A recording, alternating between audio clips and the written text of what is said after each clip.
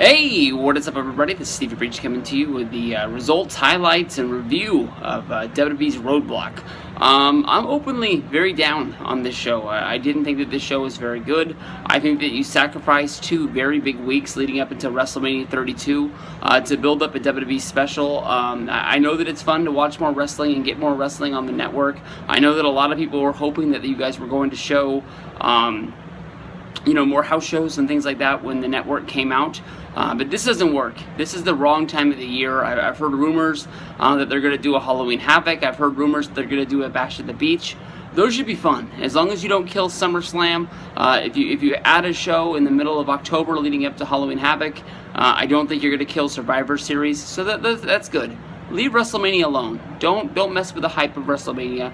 You need 6-7 weeks to build this show to make people really care about this. I think that this would have been awesome to really been using something. The Authority holding down Roman Reigns.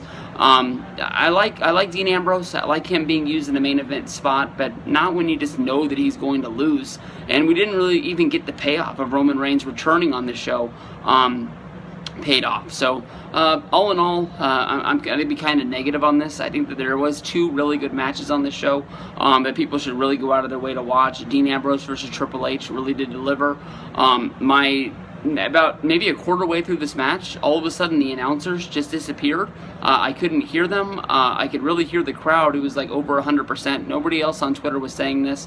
When I pressed the closed captioning button, I could read what Michael Cole and JBL and others were saying, but I couldn't hear it. At some points I really wanted to, and at other points I was like, this is kind of refreshing to not have announcers.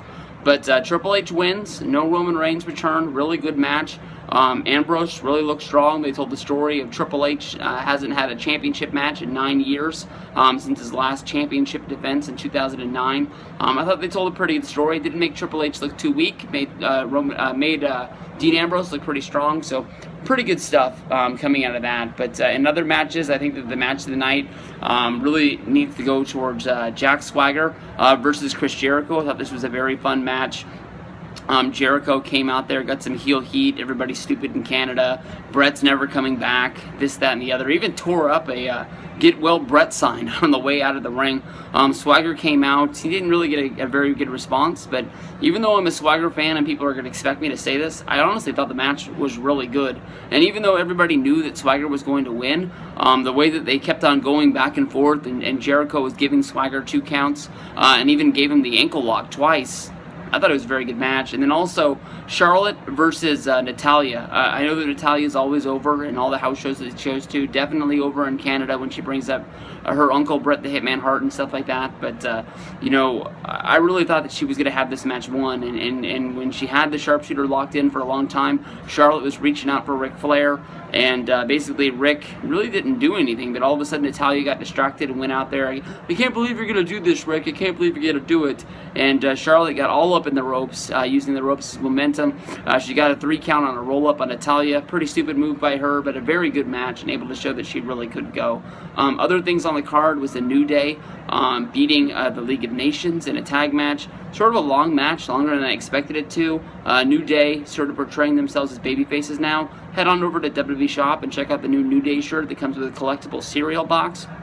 A lot of people are saying it's a little bit overpriced, but I can guarantee you this is a purchase that I'm going to be making WrestleMania weekend, and if it is sealed, I don't think I'm ever going to open mine. It's not like the t-shirt is awesome. It's got a pretty good, cool design. I think I like the cereal box more than anything else. Other things on the show was the Revival getting the win over Enzo and Kaz. I don't know why these guys haven't won the championships and why they're not going to, but I'm guessing that it's going to be Team Alpha against the Revival, Dash and Dawson, the Mechanics, whatever you want to call them. I'm guessing that's going to be the match at NXT Dallas. Hopefully it's not going to be a 4-way or a whole bunch of teams in there. I just want to see Jordan and Gable whoop some ass, and Reddy Willing and Gable get the win over the Revival and take those belts. They deserve it. They're the most over team in NXT, and they keep on delivering week in and week out. We also had Brock Lesnar against the Wyatts. Man, I had a distraction. Ask me on the side. I'll let my friends know what happened. I missed the whole damn thing. I've been told that I don't need to go back and watch it. Basically, it ended up being a 2-on-1 Bray Wyatt and Luke Harper match. I don't know where Eric Rowan and Braun Strowman were.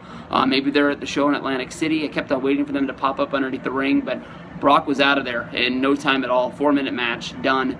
And then, of course, Sami Zayn came out and wrestled a match against Stardust. Stardust needs to go. I want to have Cody Rhodes come back. But Sami Zayn was over. I think that he's going to be the next Daniel Bryan, I hope. I think that he's going to be able to wrestle great matches and get over with the crowds all over. Maybe he has to work the sort of mid-card for a while.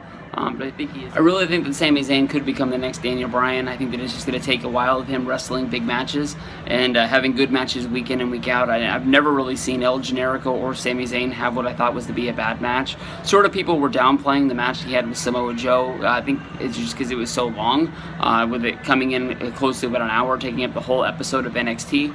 But, I really think that Sami, even though he is an undersized guy, is going to have good matches on the main roster no matter who you give him to.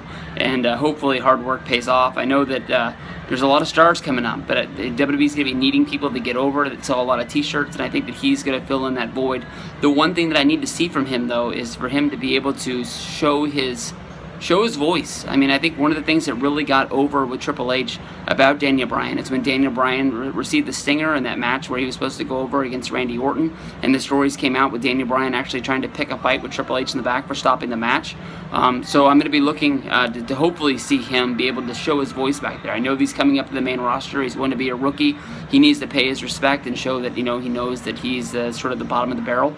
But I think if he keeps on going out and getting ovations like he did tonight for this match, I think it's going to pay off. But he got the win over Stardust. Nothing really big there. Like I said, not really a great show. Nothing to really go out of your way for. Hopefully, they keep doing live specials. I don't want them to stop. I just don't want them to be messing with WrestleMania build in WrestleMania 32. Hopefully they learn their lesson and no more Roadblock.